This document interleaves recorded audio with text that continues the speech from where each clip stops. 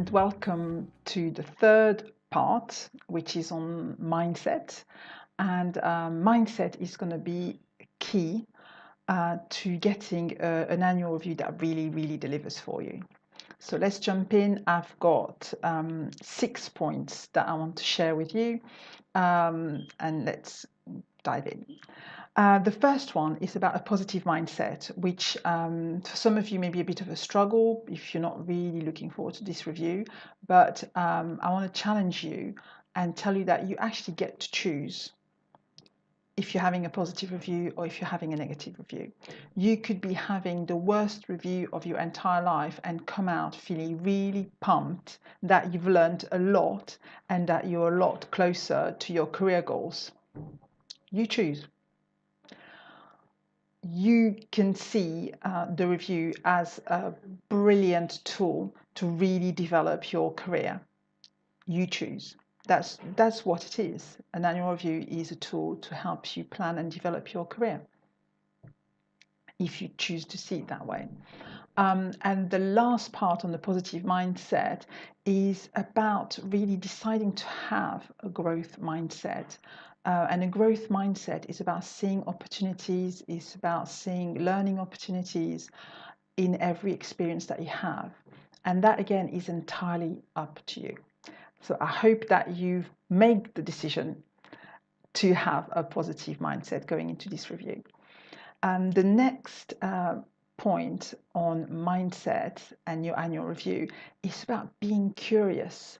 It's about being curious about the whole process and what you can gain from it. It's about being curious about yourself. Why did I react in the way I did? Why did I do this project so brilliantly well? I'm not quite sure how I managed that. It's about being curious about why did I react so badly when so and so did this. It's really kind of like about being curious about yourself. It's about being curious about others, why they did certain things, not about passing judgment. I think we're clear on that. And it's about being curious on the learnings, being curious about how am I going to improve, how am I going to do things differently. So really being curious is a big part of leadership, I believe, and it makes a big difference in this particular exercise. The next point is about being constructive. It's not just about feedback, it's about really accepting the opposite point of view. It's about asking open-minded questions, try not to use why did you do this, why did you say that, because people are immediately on the defensive when you say why. So try and ask open-ended, I was going to say open-minded, yeah, open-minded and open-ended questions. That's really important in staying constructive. And try and avoid sarcasm. And I'm kind of like, I'm working on that. I was terrible a few years before, but I've done plenty of work on myself and I've received plenty of feedback. So I know how sarcasm can impact the people on the receiving end. And it's really not clever and it's really not useful. So please park it. And the next part is about being authentic. Being authentic is a critical aspect of leadership. And it's a very big topic, and I won't go into that. I'll just pull out the bit that are useful for you now. The first one is really ensuring that you are aligned with your values. Because by being aligned with your values in everything that you do, it helps you being more settled. And if you're more settled, you're more confident. And you know that if you are more confident, you're more positive and you approach things in a much comfortable manner. So really that's important. So being aligned with your values, not lying, not saying things that are not part of your values. I think that's quite important.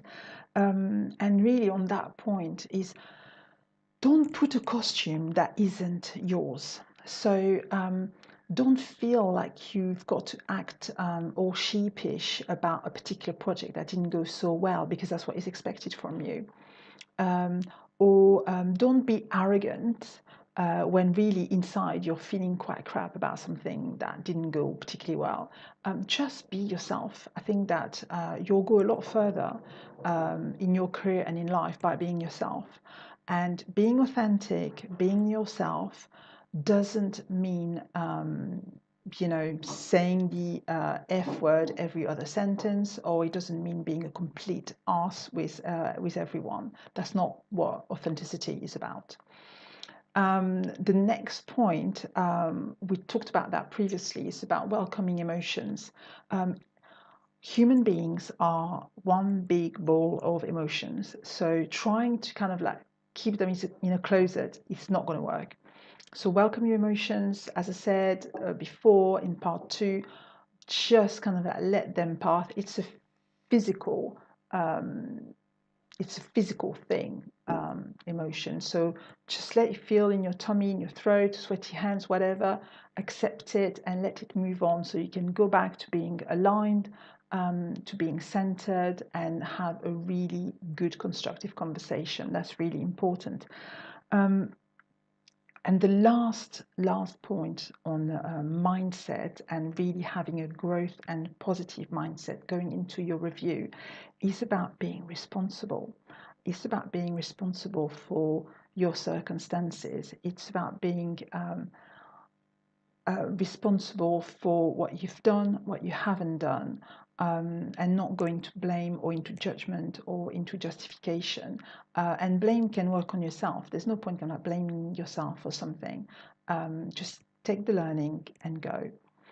And don't feel, when I say responsibility doesn't mean that you have to take on all of the world's problems and all of the issues.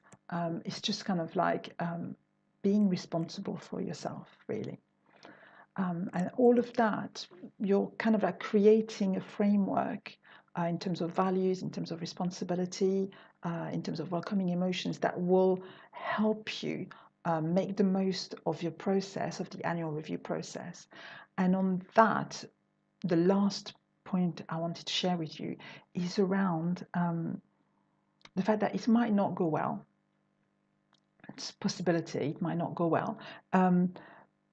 But don't let that impact how you move forward in your career, or how you make your decision going forward, because by doing so you just give away your power.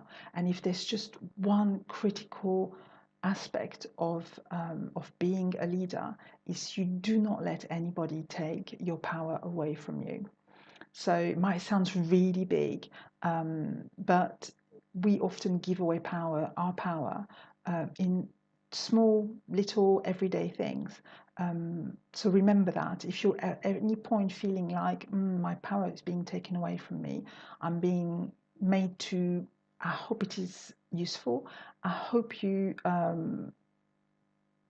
put it into action. If you have any questions, do contact me. There's a recap coming up, and I will see you in part 4. Bye.